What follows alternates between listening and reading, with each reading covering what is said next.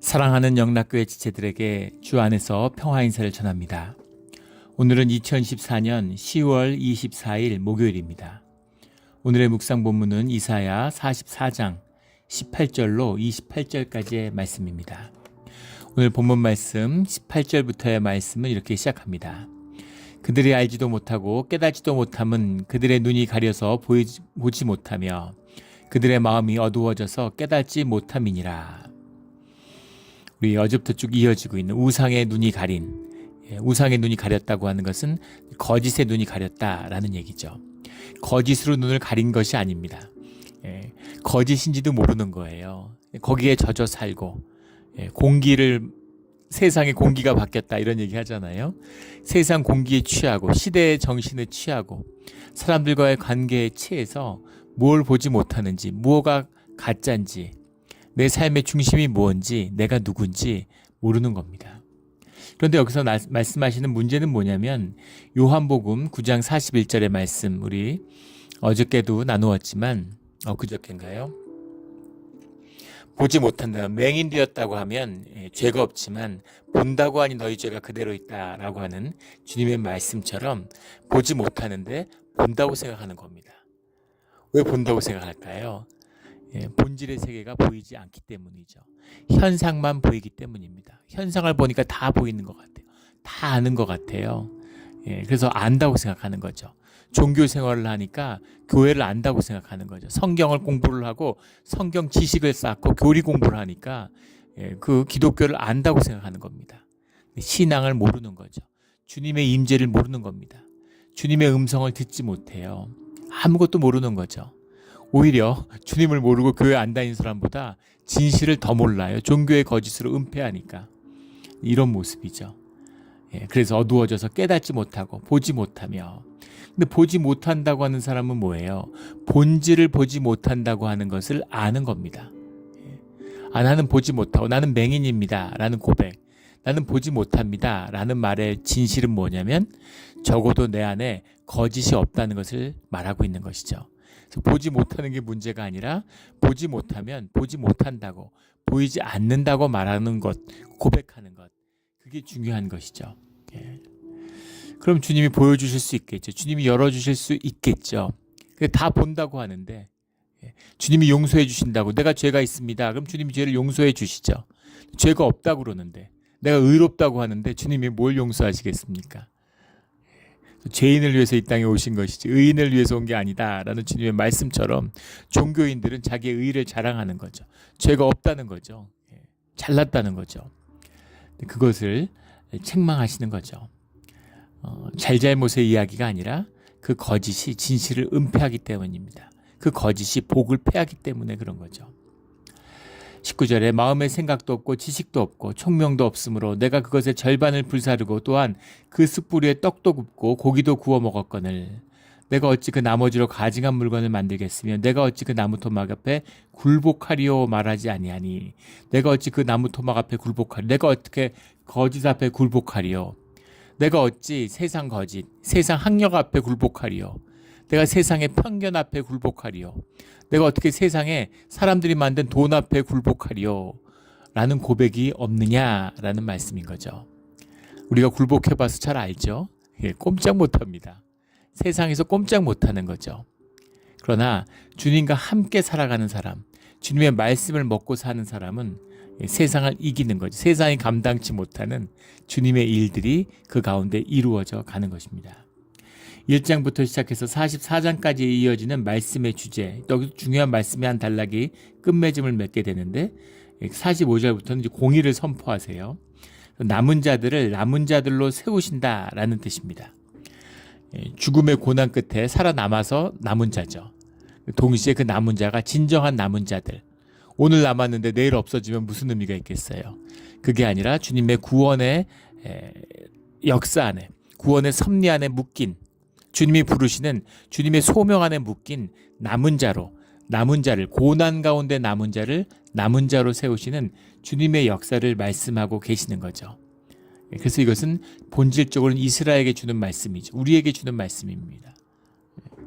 그 고난이 심판이 구원이고 소망이 된다라는 뜻, 계속 이어지고 있는 남은 자의 비밀, 그것을 말씀하고 있는 것입니다.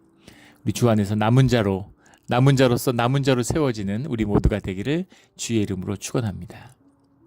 20절에 그는 죄를 먹고 허탄한 마음에 미혹되어 자기 영혼을 구원하지 못하며 나의 오른손에 거짓 것이 있지 아니하냐 하지도 못하느니라. 오른손이라고 하는 것은 나의 오른손, 나의 능력이죠.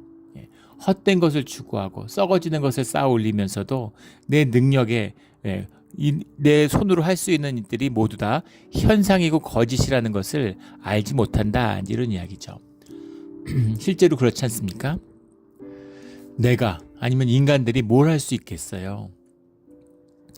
지금도 마찬가지죠. 우리 그 차를 몰고 가다가 번개 치잖아요. 근데 어떻게 그렇게 정난운이 오면 조심해야죠.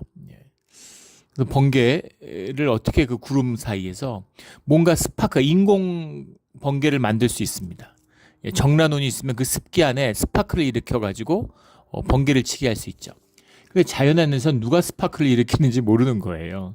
그리고 구름 안에 어떻게 이렇게 많은 전기 에너지가 모이는지 모릅니다.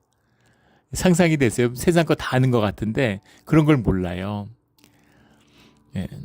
지구 온난화가 온다고 난리인데 또 반대 의견을 얘기하는 사람들도 많습니다. 지금이 빙하기로 들어가는 초입에 있다, 이런 얘기를 많이 하죠.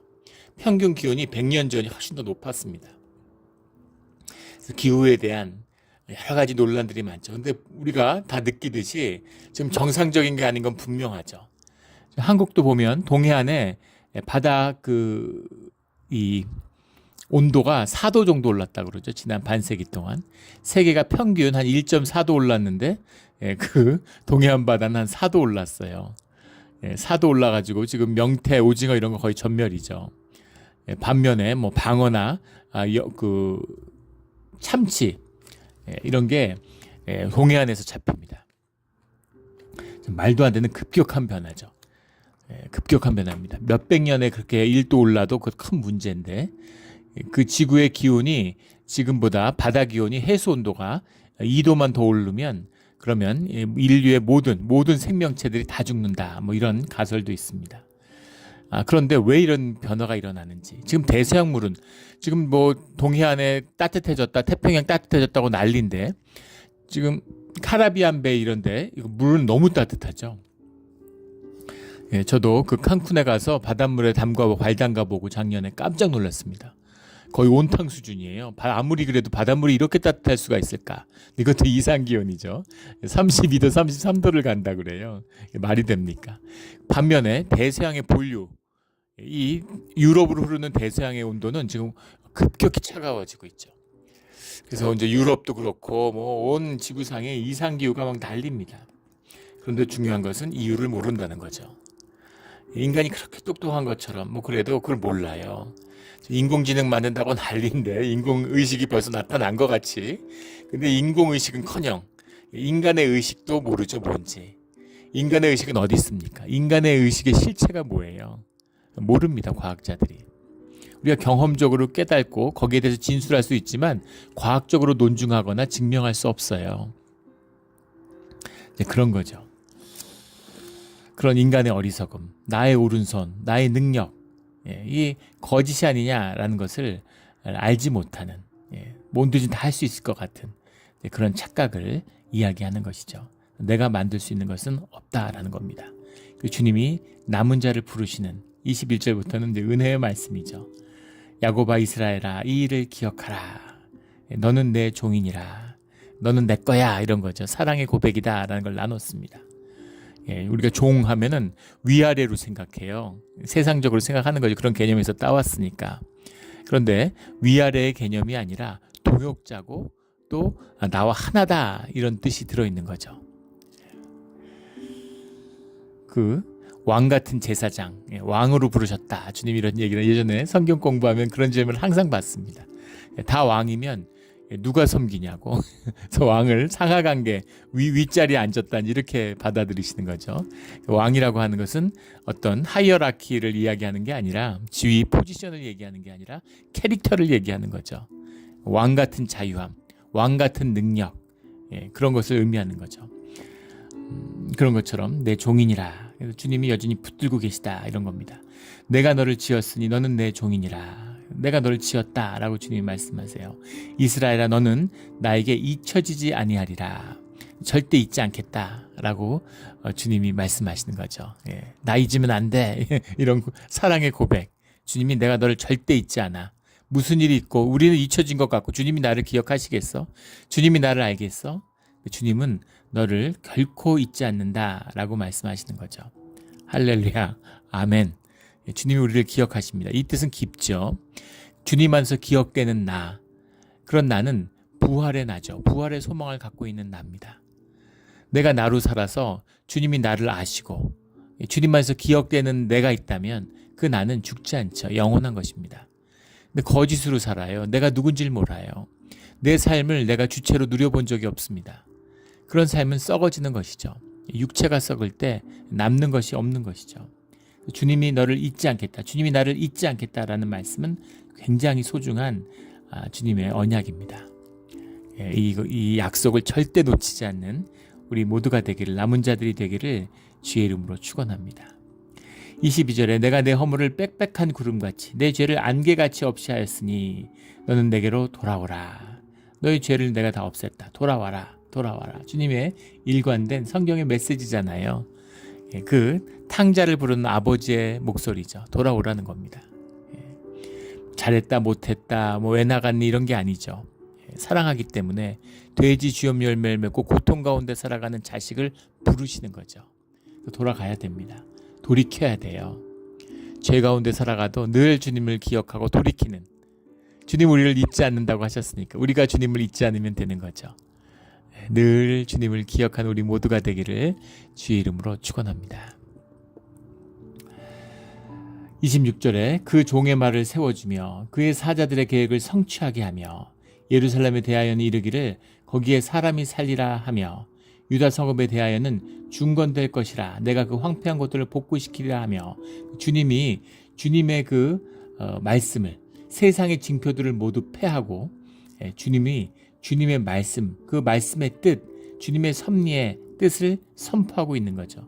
이 말씀을 받음으로 우리의 정체성의 자각과 소명의 눈을 뜨는 겁니다.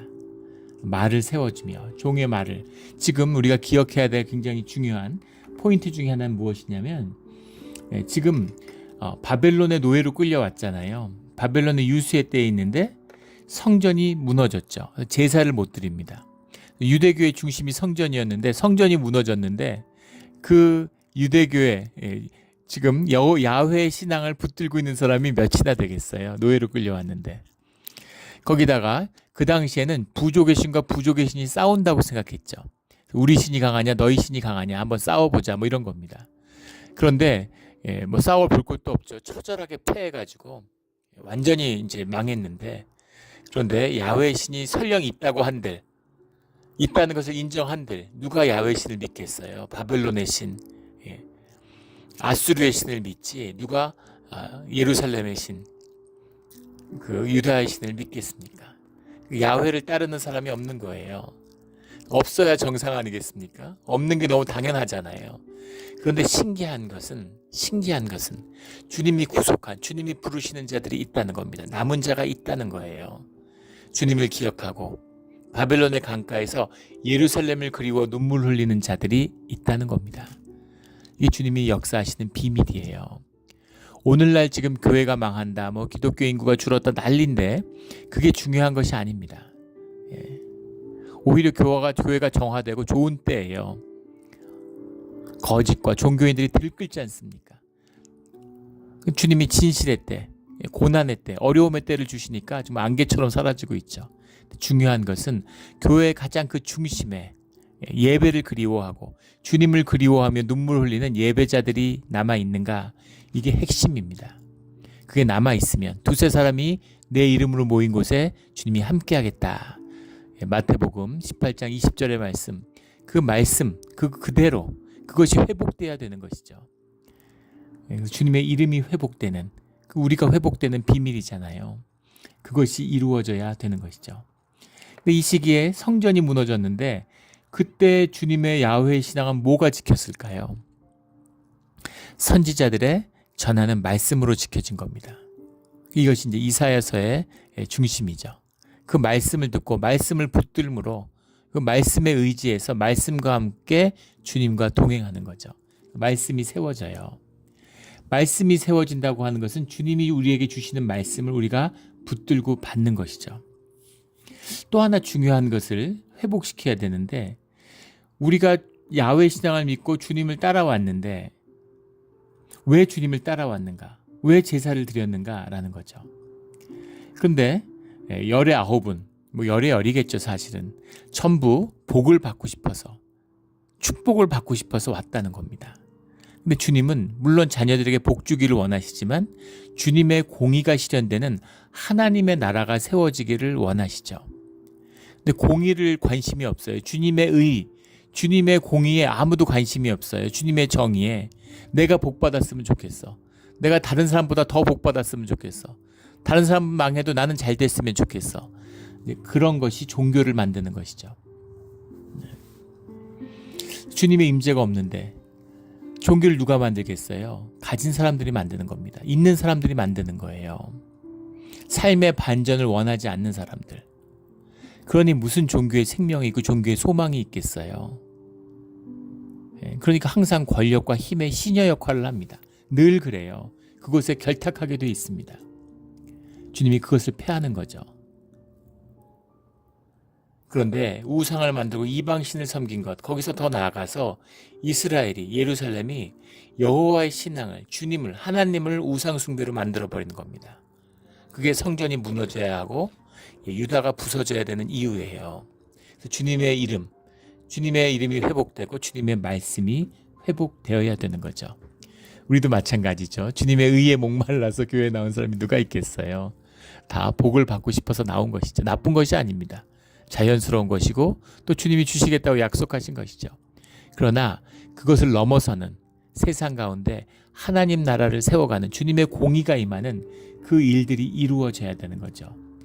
이것이 주의 사자들의 계획을 성취하고 주님의 말씀을 세우게 하고 종들의 말을 세워주고 종의 말들이 패해지는 것이 주님의 심판과 마지막 때의 특징이죠. 지금이 그런 시대입니다. 20년 전하고 지금을 생각해 보세요. 말씀이 희귀한 시대가 되었습니다. 이게 이런 저주와 심판의 시작이에요. 아무도 보지 못하죠. 아쉬울 게 없으니까, 말씀이 아쉬운 게 뭐가 무슨 먹고 사는데 아무 지장이 없으니까. 근데 결국은 먹고 사는데 지장이 와요. 왜냐하면 보이지 않는 본질이 실제화되는 것이, 현상의 실제화되는 것이 역사이기 때문입니다. 지금은 그걸 보지 못하는 거죠. 말씀이 희귀한 세상이 됐어요. 한 20년 전만 해도 25년 전 한국 교회에서 말씀을 사모하고 또 누가 말씀이 좋다, 어떤 말씀이 귀하다, 이런 것들이 많았습니다. 그리고 그런 말씀을 들어보라고 추천한 사람도 많았어요. 지금은 전혀 없습니다. 전혀 없어요. 들어본 적도 없고 그렇게 추천하는 사람도, 추천을 받는 사람도 없습니다. 이게 오늘 우리 시대의 모습이죠. 말이 소멸하는, 말씀이 희귀해지는 그런 세상이 된 것입니다. 주님이 그 말씀을 다시 회복하는 때를 주겠다. 남은 자들을 추리시고 남은 자들을 남은 자로 세워주시고 그 남은 자들에게 말씀을 주신다라는 거죠. 그리고 그 계획을, 그들의 꿈을 이루어 주신다라는 겁니다. 유다의 성읍들이 중건되고 황폐한 곳, 예루살렘에 사람이 살게 된다. 너무 참담한, 은혜의 말씀이지만 참담하죠. 예루살렘이 완전히 황폐화되고 70년 동안 무너져가지고 주님의 말씀대로 됐죠. 그래서 예루살렘은 이제 회복 안 돼. 끝났어. 그냥 야산이지 뭐가 있습니까? 근데 다시 예루살렘이 회복될 거다. 이렇게 말씀하시는 거죠. 27절에 기품에 대하여는 이르기를 마르라. 내가 내 강물을 마르게 하리라. 기품에 대하여는 마르라. 큰 강물을 얘기하는 거죠. 우리 8장 7절에 나오는 흉용하고 창일한 큰 하수, 유프라테스, 메소포타미아, 넓게 보면 나일강, 이런 걸 얘기하는 거죠. 그 강이 권세의 원천이잖아요. 중국도 마찬가지, 세계 문명이 다 마찬가지입니다. 그 황하강, 양자강이 있으니까, 그러니까 중국 문명이 가능한 것이죠. 한강이 있으니까 한 문명이 일어나는 겁니다. 미시시피강이 있으니까 미국 문명이 가능한 것이죠. 그런 거예요. 강이라는 것. 근데 그 깊고 거대한 강, 그 하수를 통제해야 되니까 거대 권력이 나타나는 거대 제국이 나타나는 거죠. 예. 그 비트포겔이라고 하는 유명한 학자가 있죠. 그 수력 관계론, 수력 국가론 뭐 이런 책을 써서 유명해졌는데 그게 권력의 기원입니다. 예. 그 넓고 긴 큰 강을 위부터 아래까지 다 통제해야 되잖아요. 어딘 통제하는데 어딘 통제 안 되고 무슨 소용이 있겠어요. 그래서 고대, 중 같은 고대, 기원전 3000년 이런 데 고대 국가가 생겨났다는 거죠. 메소포타미아도 마찬가지고 나일강도 마찬가지죠. 근데 그 강을 주님이 마르게 하겠다. 현상적인 얘기가 아니라 그 권력을 무너뜨리겠다. 예, 바벨론을 무너뜨리겠다. 아수르를 무너뜨리겠다. 이런 말씀인 거죠. 흉용하고 창이란 큰 하수입니다. 그 반대되는 것이 8장 6절의 말씀에 나왔던 천천히 흐르는 실로아의 물이죠. 예루살렘을 흐르는 쫄쫄쫄쫄쫄 흘러가지만 천천히 흘러가지만 이 주님의 역사, 주님이 이루시는 구원의 역사를 천천히 흐르는 실로아의 물이다 이렇게 말씀하셨잖아요. 실로아 물처럼 천천히 흐르는 하지만 마르지 않는 주님의 생명수, 이걸 마시고 사는 자들 가운데 예루살렘이 세워지는 거죠. 이게 비밀입니다. 실로아의 물을 마시는 자들은 세상이 감당치 못하는 거예요. 세상 가운데 세상이 요동치고 세상이 변하는 것 같지만 그 가운데 살아가는 주의 남은 자들의 역사들이 계속되는 거죠. 오늘 이러한 시대를 살고 있습니다. 이러한 시대를 살고 있어요. 유다 사람들은 제국되고 싶었잖아요.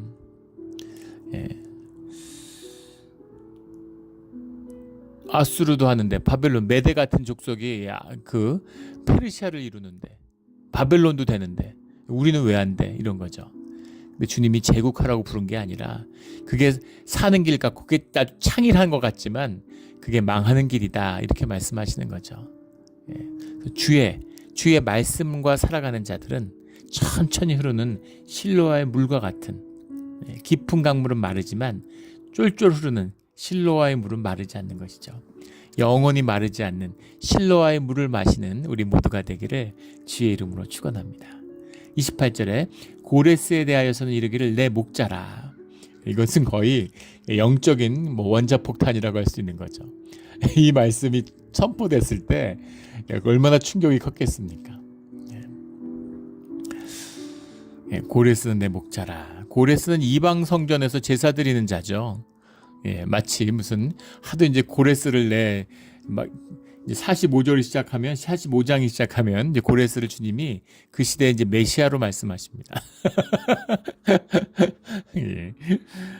지금도 그런데 지금도 이걸 불편하기 때문에 이 말씀을 정면으로 다루질 못해요. 종교인이 되면은 이 말씀이 불편한 거죠. 종교의 경험 안에 가둬야 되는데 어떻게 야훼 신앙 안에 들어있지 않은 자를 주님이 내 목자라고 부를 수가 있지? 내 양을 인도하는 게 내 목자인데 내 목자라고 말씀하실 수 있냐는 거죠. 어떻게 그가 구원자가 될 수 있냐는 겁니다. 근데 주님이 하시는 거죠. 주님이 세우시는 공의와 주님의 나라는 종교인들이 생각하는 것하고는 다릅니다. 말씀이 귀하지 않은 게 아니죠. 제사가 귀하지 않다는 게 아닙니다. 그것이 본질, 참다운 제사, 우리의 마음과 삶이 드려지는 그 진실의 제사가 돼야 되는 거죠. 자원하는 심령으로 나오는 예배가 돼야 되는 겁니다. 그리고 그 예배의 열매, 우리 진실의 열매는 우리의 느낌이나 우리의 정서가 아니라 우리의 삶이에요.